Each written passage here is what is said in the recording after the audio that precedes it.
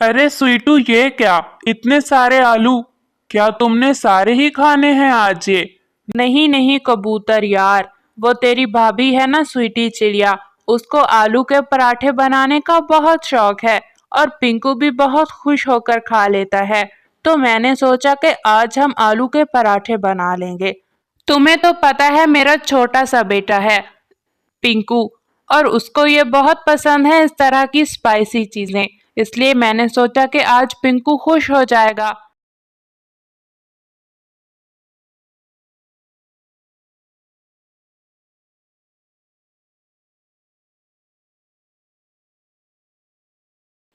कबूतर और स्वीटू की बहुत पुरानी दोस्ती थी और वो एक दूसरे के साथ ऐसे ही मिलकर दाना ढूंढने जाया करते थे। एक ही जंगल में इकट्ठे रहते थे और बहुत खुश गप्पियां भी लगाया करते थे।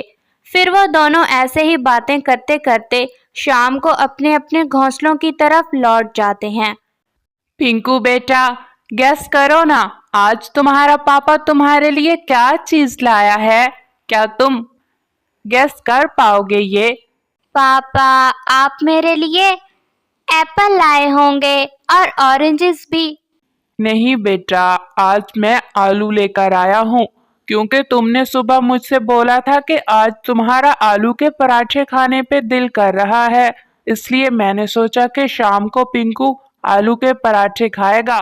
तुम्हारी मम्मा को भी बहुत पसंद है आलू के पराठे, और तुम्हारी मम्मा बनाती भी बहुत अच्छे हैं, इसलिए मैंने सोचा कि आज हम मिलकर अच्छे अच्छे आलू के पराठे खाएंगे।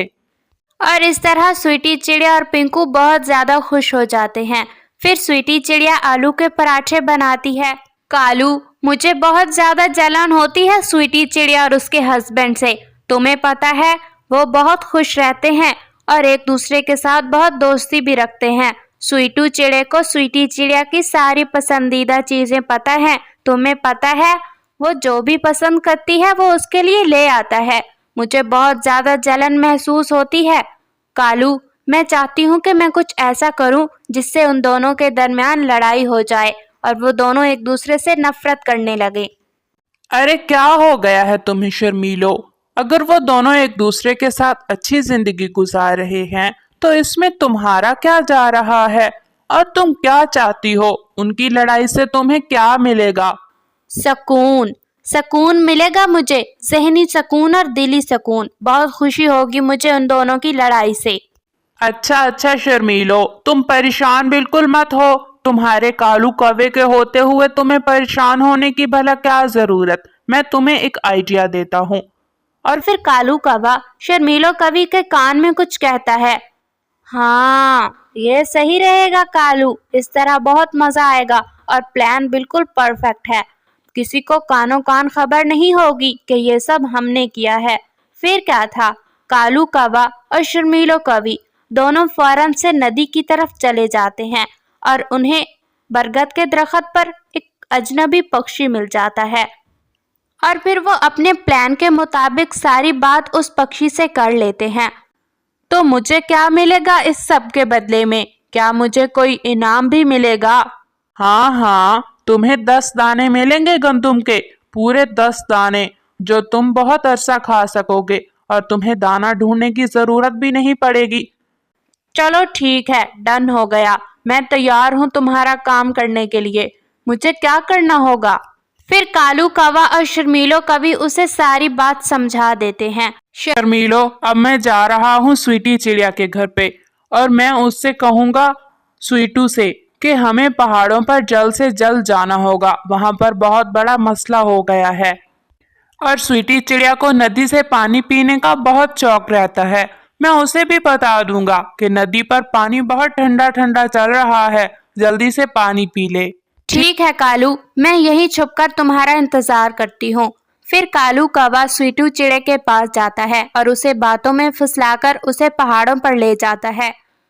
स्वीटू जी, मैं भी नदी से पानी पीने जा रही हूँ, फिर मैं वापस आती हूँ तो मिलकर आलू के पराठे खाएंगे।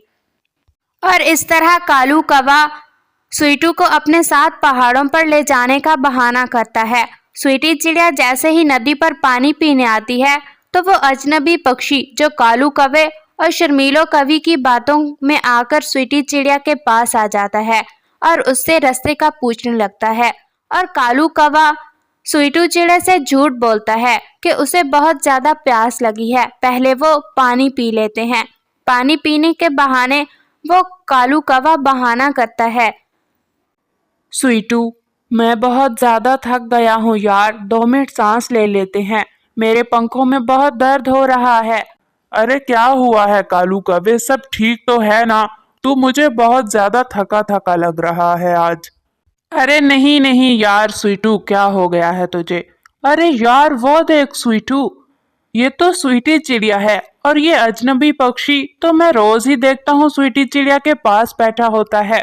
और स्वीटी चिड़िया को घर से निकले कितनी देर हो गई है? तुझे पता है हम कितना आहिस्ता आहिस्ता उड़कर आए हैं, और स्वीटी चिड़िया तो हमसे पहले ही निकल चुकी थी ना घोंसले से। इस तरह कालू कौवा अपनी बातों से स्वीटू चिड़े का सारा माइंड चेंज कर देता है और स्वीटी चिड़िया पर शक करने लगता है। अब आएगा मजा जब स्वीटी चिड़िया और स्वीटू के दरमियान बहुत ज्यादा लड़ाई हो जाएगी और दरार डल जाएगी दोनों के दरमियान। मुझे नहीं लगता कि इसके बाद वो दोनों कभी भी एक दूसरे से अच्छे से बात तक करेंगे। अच्छा, अब मैं चलती हूँ, मेरा बेटा पिंकू घर पे अकेला है। आप अगर मगरिब वाले जंगल में जाएंगे तो वहाँ पर बहुत अच्छे पक्षी मिलेंगे आपको। और ऐसा कहते हुए स्वीटी चिड़िया अपने घोंसले की तरफ चली जाती है। स्वीटी चिड़िया जैसे ही अपने घोंसले में पहुंचती है तो स्वीटू चिड़ा तो पहले ही वहां पर मौजूद था, जो स्वीटी चिड़िया को घोंसले में आते ही बहुत ज्यादा आग बगौला हो जाता है और बहुत ज्यादा गुस्सा आ जाता है उसको। दूसरी तरफ कालू कौवा और शर्मीलो कवि बहुत ज्यादा खुश हो रहे थे। कालू, कितना अच्छा हो गया ना, तुम्हारी वजह से कितनी बड़ी हसरत पूरी हुई है मेरे दिल की। बहुत ज्यादा अच्छे शौहर हो तुम मेरे। कालू, मुझे बहुत ज्यादा खुशी है तुम्हें पाकर। अब स्वीटू चिड़े के गुस्से से कोई नहीं बचा सकता और अब मुझे नहीं लगता कि वो दोनों कभी भी एक दूसरे से अच्छे से बात करेंगे। मेरे दिल की कितनी बड़ी ख्वाहिश पूरी हो गई। मुझे बहुत खुशी मिली स्वीटी चिड़िया और स्वीटू में दरार डलवाकर। इस तरह कालू कौवा और शर्मीलो कवि बहुत खुश हो रहे थे, लेकिन उन्हें ये मालूम न था कि उनकी ये सारी बात तोता दरख्त के पीछे बैठकर सुन रहा है। अच्छा तो ये बात है, शर्मीलो कवि और कालू कौवा दोनों मिलकर स्वीटी आपी के घर में लड़ाई डलवा रहे हैं। तभी मैं कहूँ कि ये दोनों इतने अच्छे कब से बन गए चिड़िया आपी और स्वीटू के साथ। स्वीटी, मैं कभी सोच भी नहीं सकता था कि तुम इतनी गिरी हुई निकलोगी। मैंने तुम पर एतबार किया, तुमसे प्यार किया और तुम्हें इतनी ज्यादा इज्जत दी, हर बात तुम्हारी मानी और हर लम्हा तुम्हारा ख्याल रखा, फिर भी तुमने मुझे धोखा दिया। नदी पर रोजाना मिलती रही एक अजनबी पक्षी से, तुम्हें जरा शर्म नहीं आई? स्वीटी चिड़िया बहुत ज्यादा हैरान हो जाती है और उसके चेहरे के तो सारे रंग ही उड़ जाते हैं। उसे समझ ही नहीं आ रही थी कि आखिर हो क्या रहा है। स्वीटू जी, आप बहुत ज्यादा हद से आगे बढ़ रहे हैं। ऐसा कुछ भी नहीं है जो आप सोच रहे हैं और आपको इजाजत नहीं देती मैं मेरे किरदार पर उंगली उठाने की। मैंने जो काम किया ही नहीं उसकी सजा क्यों पाऊं मैं? वो ऐसे ही बातें कर रहे थे कि तोता भी वहां पर आ जाता है। चिड़िया आपी, क्या हुआ है? आप रो क्यों रही हैं? अच्छा, मुझे सारी समझ आ गई। कालू कौवे और शर्मीलो कवि का प्लान कामयाब हो गया। वो चाहते ही यही थे कि आप दोनों के दरमियान लड़ाई डलवाएं और एक दूसरे के दिल में नफरत डालें आप दोनों के लिए। स्वीटू, कुछ भी नहीं है ऐसा जो तुझे दिखाया गया है और बताया गया है। चिड़िया आपी बहुत अच्छी है और उसके किरदार की मैं गवाही देता हूँ। मैं अभी आ रहा हूँ नदी से, बरगद के दरख्त पर दोनों मिलकर कालू कौवा और शर्मीलो कवि खुश गपियां लगा रहे थे और बहुत खुश हो रहे थे। यही कह रहे थे कि वो कामयाब हो गए तुम दोनों घोंसले में लड़ाई डलवाने के। स्वीटू चिड़ा बहुत ज्यादा शर्मिंदा हो जाता है तोते की बात सुनकर। शुक्रिया यार तोते, तूने मेरी आंखें खोल दी। अगर आज तू ना आता तो शायद स्वीटी चिड़िया और मैं बहुत ज्यादा दूर हो जाते। स्वीटी मुझे माफ कर दो, मैंने सिर्फ वही देखा जो मुझे दिखाया गया। कहानी का दूसरा रुख तो मुझे नजर ही नहीं आया। मुझे पता था कालू कौवा और शर्मीलो कवि ऐसे हैं, लेकिन जैसी कहानी उन्होंने मुझे दिखाई मैं कुछ सोचने समझने के काबिल ही नहीं रहा। और फिर इस तरह स्वीटी चिड़िया और स्वीटू चिड़ा आपस में लड़ाई खत्म कर लेते हैं और दोनों फिर से अपनी जिंदगी अच्छे से गुजारने लगते हैं।